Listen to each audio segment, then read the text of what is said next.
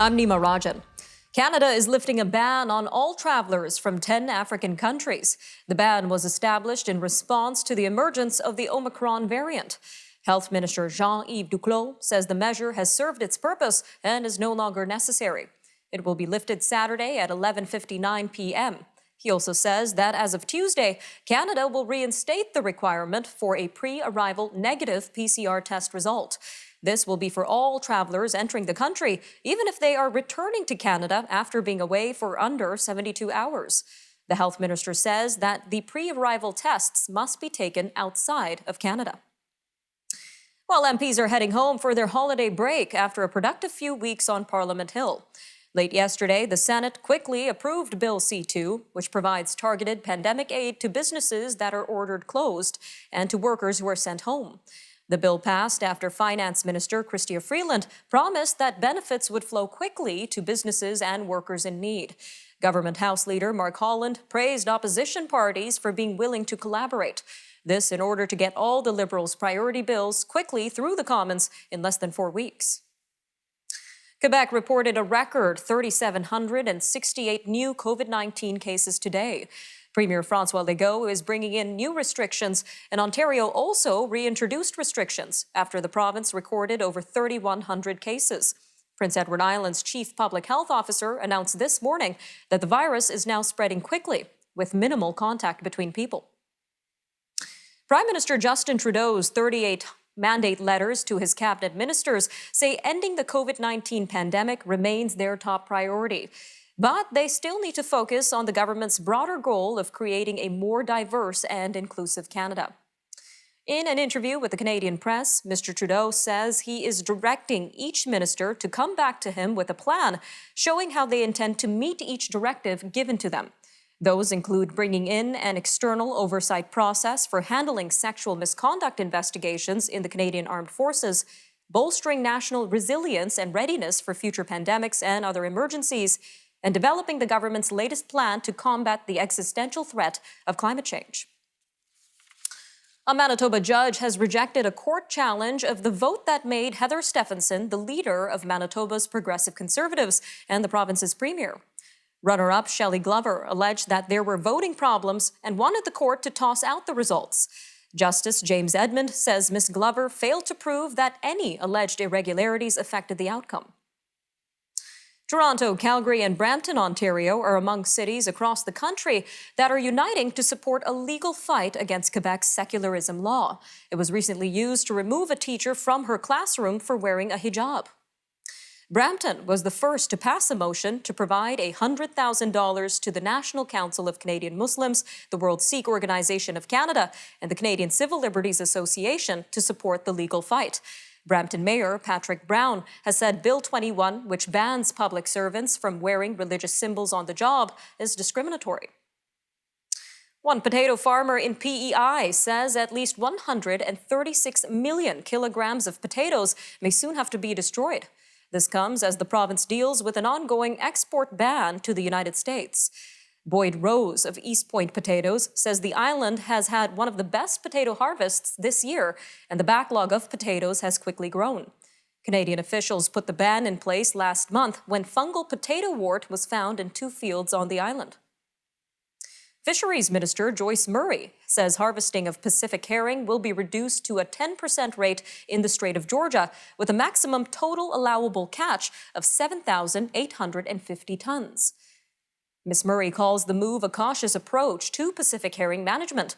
She says herring are vital to the health of the ecosystem, and the stocks are in a fragile state. The federal government previously announced the closure of most commercial fisheries for Pacific herring on the West Coast. This with the exception of harvests by First Nations for food and ceremonial purposes. All but 2 of Canadian military's 23 Cyclone helicopters have cracks in their tails. The Royal Canadian Air Force gave the figure out on Thursday, adding 2 more aircraft to the previous list. Cracks were first detected in one of the maritime helicopters during a routine inspection on November 26th at 443 Maritime Helicopter Squadron at Patricia Bay in BC.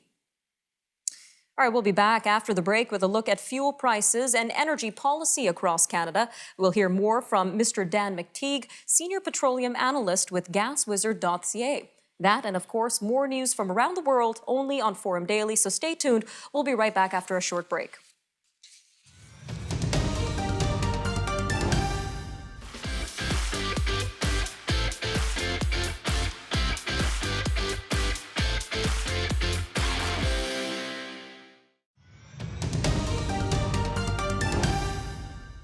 Welcome back. Up next, we take a look at fuel prices and energy policy with Dan McTeague, Senior Petroleum Analyst at GasWizard.ca. Well, thank you for that, Nima. And, it's kind of a little bit like trying to follow a roller coaster. Gas prices have been all over the map in the past couple of weeks. And it really has a lot to do with the headlines we're seeing at Nima right now on Omicron.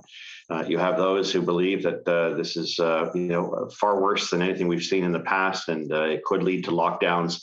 And it's for that reason that we're seeing, oil struggling at $70 a barrel. And of course, gasoline did drop earlier in the week, as I predicted last week, but it seems to have found its footing and is coming back up a little bit.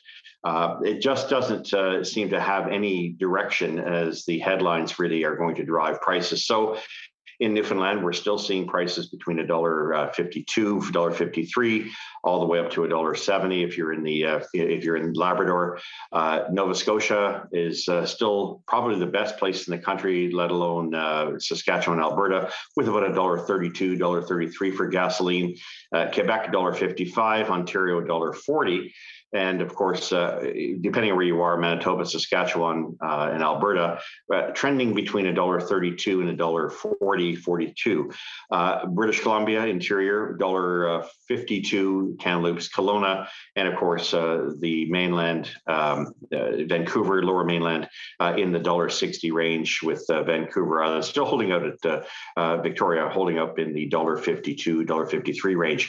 That's likely to go up and down throughout the week. In fact, as soon as Sunday, I expect that we're going to see prices drop about 3 cents a liter right across the country, except in the maritime provinces, where they're still, of course, on regulated systems, so they won't see those benefits for some time.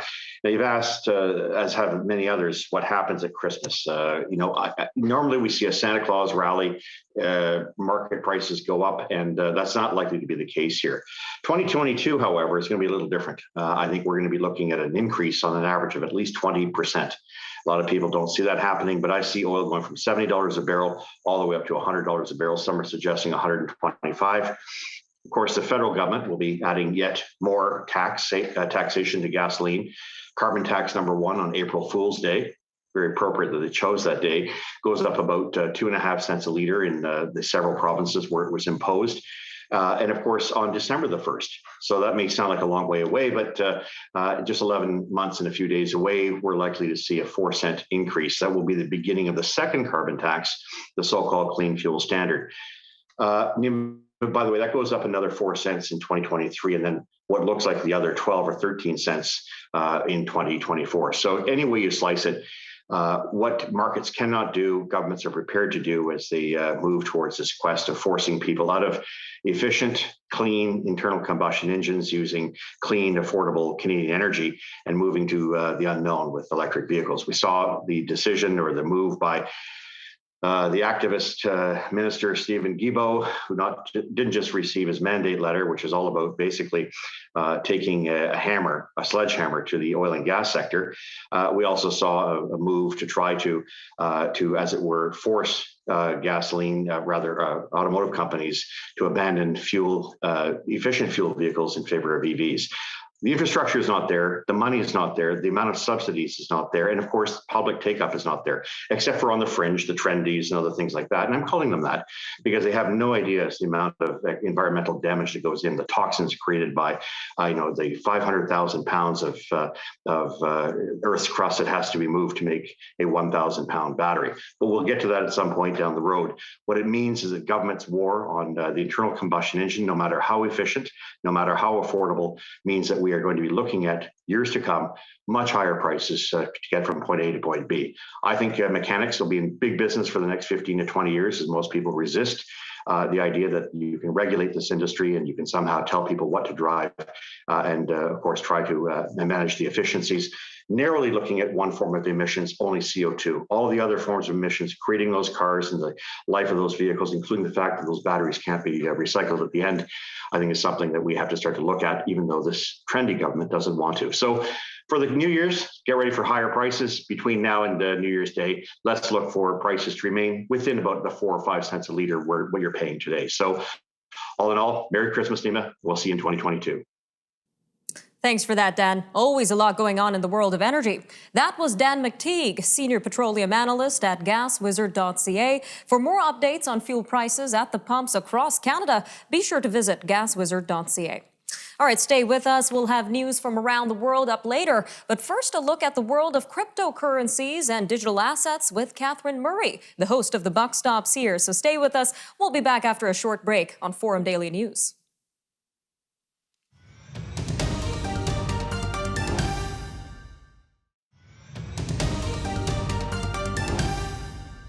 Welcome back. Up next, we take a look at developments in the ever-evolving world of cryptocurrencies and digital assets. We'll hear from Catherine Murray, the host of The Buck Stops Here. Take it away, Catherine.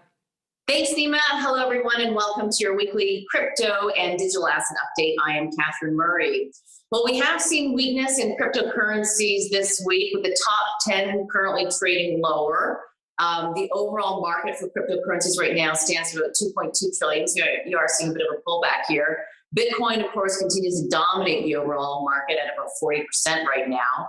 And what we've seen this week really is a continued slew of headlines surrounding the application of blockchain, regulatory developments, increased use cases, as well as acceptance of blockchain and cryptocurrencies. So just to go through a few of the headlines, because again, this is a huge and developing industry that there's just so much news on every single day.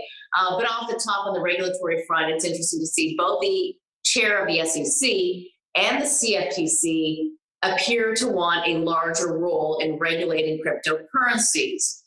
The SEC, of course, which regulates equities in the United States, is calling crypto a security. And the Cftc, which regulates commodities, is, of course, calling crypto a commodity. This isn't a new discussion at all, but it continues to play out in the headlines. And we still have yet to see what Congress will do in terms of who gets greater power, if in fact that actually ever happens. In terms of that, though, both the chair of the SEC and the CFTC do believe that Congress needs to put some type of framework in place in order to regulate the cryptocurrency market. And again, this is a wait and see. I think we're still really at the initial stages in terms of how this market really gets regulated. Away from that, we continue to see the global broadening out of use cases and comments. In particular, we have heard that the crypto exchange Binance has held conversations in the UAE to have a headquarters there. Interesting. We've also heard from the chief of the IMF, the International Monetary Fund, that has commented that rather than banning crypto, because of course we've heard governments around the world, some governments say that that's what they want to do, rather than banning it, why not try to establish a global policy? We're also seeing more banks use and accept blockchain, the blockchain application that is. HSBC as well as Wells Fargo are both looking to settle their currency trades using the blockchain application. We're also seeing more and more products that continue to be developed and come to market. And just as an aside, there's different ETFs that you can buy and closed-end funds, even here in Canada. You've heard me talk about Cftc as one to take a look at. Just these products that are out there. But again, more and more are coming to the market in various forms, representing various assets, whether it's crypto assets or NFTs. And what we're seeing here right now is an investment management firm called Bitwise. They are establishing a Bitwise blue chip NFT, and that is a basket in what they are calling the top 10 quality NFTs. And remember, an NFT, non-fungible token. So that product is coming to market as well. And that's for accredited investors. You have to have a certain amount of income and net worth. Speaking of NFTs, again, non-fungible tokens, the Google search volume for NFTs is at a new record high. Just to give you an idea in terms of what people are doing, maybe in their spare time. They're looking at crypto and NFTs, and you can see that with the search volume over at Google. Lastly, as we think about NFTs, former First Lady Melania Trump is going to be launching her own NFT called Melania's Vision.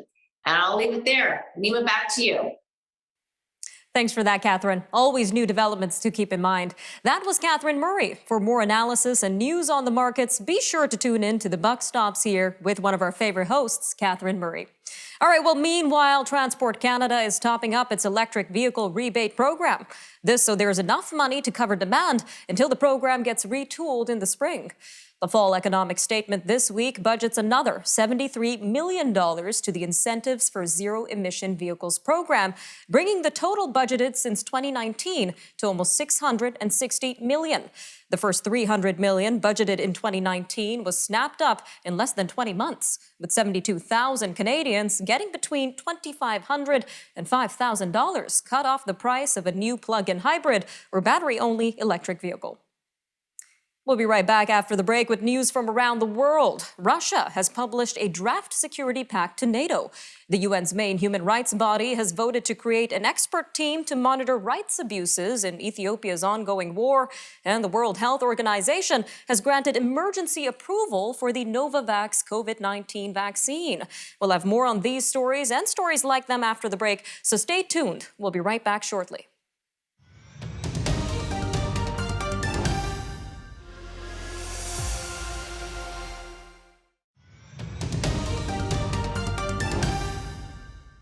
Russia has published draft security pacts demanding that Ukraine and other ex-Soviet countries be barred from joining NATO. It has also submitted documents to NATO demanding that restrictions be put on the alliance's troops and weapons in Europe. Tensions are high over a Russian troop buildup near Ukraine that has raised fears on an invasion. This comes with the country's deputy foreign minister warning Russia's relations with NATO have reached a dangerous point.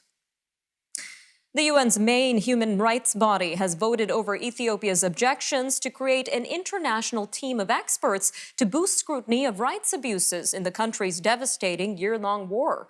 Ethiopia's government decried a neo-colonialist mentality. This after the European Union and other Western countries sought a special session of the Human Rights Council. This was to draw attention to the conflict between government forces and fighters from the country's Tigray region. The fighting has left tens of thousands dead.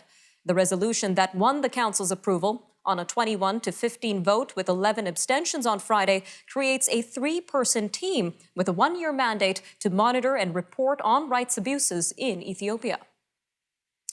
The World Health Organization has given emergency approval to a coronavirus vaccine made by US-based Novavax. This paves the way for its inclusion into the UN-backed program to get such vaccines to poorer countries around the world. The vaccine, known as Covovax-TM, becomes the 9th vaccine to be granted an emergency use authorization from the UN Health Agency. This marks a vote of confidence for the vaccine that could also be accepted by some countries who only accept travelers who have received WHO-approved vaccines. At least 12 people are dead in the central Philippines in massive flooding caused by Typhoon Rai. The water rose so high that people were trapped on the roofs of their homes. Rai slightly weakened after slamming ashore yesterday, but it still packed destructive and deadly winds, gusting to 205 kilometers per hour. It is now moving away into the South China Sea. Talks aimed at salvaging Iran's tattered 2015 nuclear deal with world powers have adjourned. This is following a round marked by tensions over new demands from Tehran. China's lead negotiator said on Friday that the talks will resume, hopefully before the end of the year, though a date hasn't yet been firmed up. The current talks in Vienna between the remaining signatories to the nuclear agreement opened late last month. This comes after a gap of more than 5 months caused by the arrival of a new hardline government in Iran. Well, heading into the Christmas week, nuclear energy has become a big thorn in the side of the European Union. The 27-nation bloc needs to decide whether to include nuclear-generated energy among the economic activities that qualify for sustainable investment. A big rise in energy prices has reignited the debate about whether the EU should promote nuclear power projects as a way of becoming greener and more energy independent. But France and Germany, the EU's most powerful members, disagree on the question. The rift was enough to scuttle any agreement on energy prices during an EU leader summit this week. India and France have discussed future collaboration and co-production of defense equipment during a visit by the French defense minister. Florence Parly and her Indian counterpart Rajnath Singh expressed their commitment to increase defense cooperation in all domains. Ms. Parly spoke in an interview with the Times of India newspaper ahead of Friday's talks. She said that she would reiterate France's commitment to offer the best of its defense technology with a high Make in India component. France describes India as its main partner in the Indo-Pacific region. South Africa's government says the country will donate just over 2 million doses of the Johnson & Johnson vaccine to other African countries to boost the continent's vaccine drive. The doses are worth approximately $18 million and will be produced at the Aspen Pharmacare manufacturing facility in Quebec. The government said Friday that they will be distributed to various African countries over the next year. Africa remains the world's least vaccinated continent. 23-year-old Jimmy Donaldson is leveraging his fame as YouTuber Mr. Beast to help end hunger. Mr. Donaldson has more than 150 million subscribers across multiple YouTube channels. His Mr. Beast philanthropy channel donates 100% of its revenue and is currently helping feed nearly 1,000 households in North Carolina each week. Despite already distributing 500,000 pounds of food, he hopes to one day feed tens of millions of people on a monthly basis. All right, I'm Nima Rajan, and that'll do it for your look at national and international news for today. Remember, for more news on demand, you could always visit our website, thenewsforum.ca, and follow us on Facebook, Instagram, and Twitter. Take care, Canada. Have a great weekend.